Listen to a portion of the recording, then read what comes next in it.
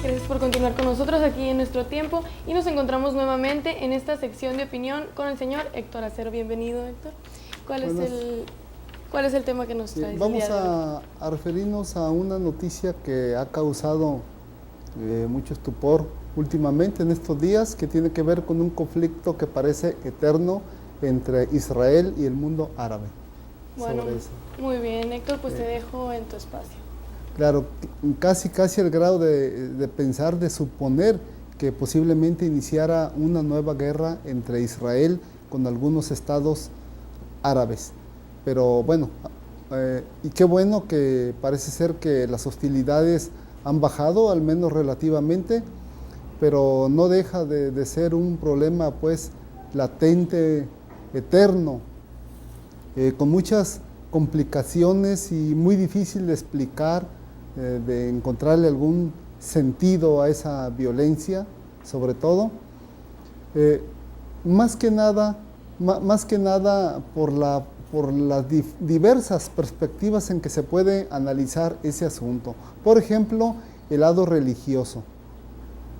Hay algunas razones que suponen aparentemente que es un conflicto religioso. Por ejemplo, Jerusalén es una ciudad sagrada para las tres grandes religiones del mundo: los judíos, los cristianos y los musulmanes. Es decir, para miles de millones de personas, de seres humanos, Jerusalén es una ciudad sagrada.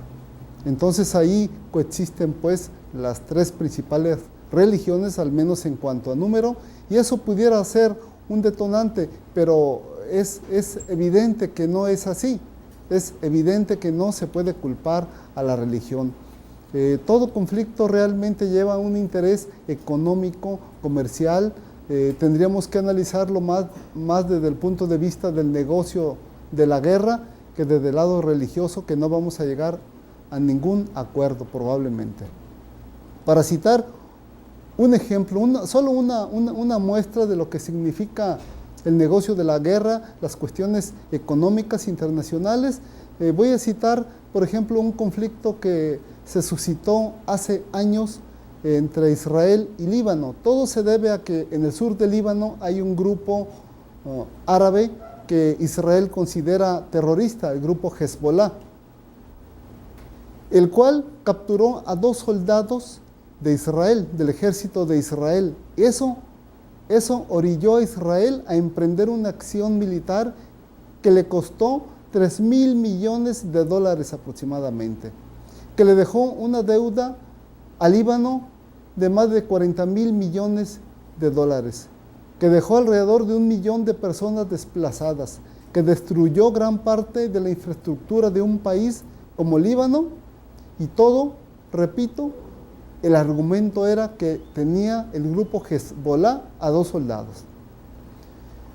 Con el tiempo, el grupo Hezbollah mandó los cuerpos de 2 soldados fallecidos a Israel. A cambio, Israel envió 4 presos de Hezbollah a dicho grupo, se los entregó, hicieron un intercambio. Dice uno, ¿era necesario tanto? ¿Por qué no hicieron ese tipo de negociación desde un principio? Bueno, entonces tenemos como resultado pues que la guerra desafortunadamente sigue siendo un gran negocio, y los grandes comerciantes de las armas, claro, no las usan, no van ellos a la guerra ni mandan a sus hijos. Entonces, pues que no le echen la culpa, yo creo, a la religión. Considero que no es la religión el problema, son las cuestiones de la riqueza petrolera del mundo árabe, de los países árabes, de las cuestiones estratégicas, militares. Entonces, creo que ahí está la clave de todo, y no culpar a las 3 grandes religiones de que por esa razón existe la violencia, una violencia que parece eterna, pero que ojalá pronto se termine, ojalá. Muchas gracias por su atención. Héctor, pues sucesos que están pasando que pasan en nuestro mundo y pues es importante estar enterados, es muy importante estar enterado de ellos y sobre todo pues un suceso como este que muchos de nosotros hemos vivido escuchando sobre él, ¿no? Muchas gracias, Héctor, por tu opinión y te esperamos pues la semana que viene con tu sección de nuevo.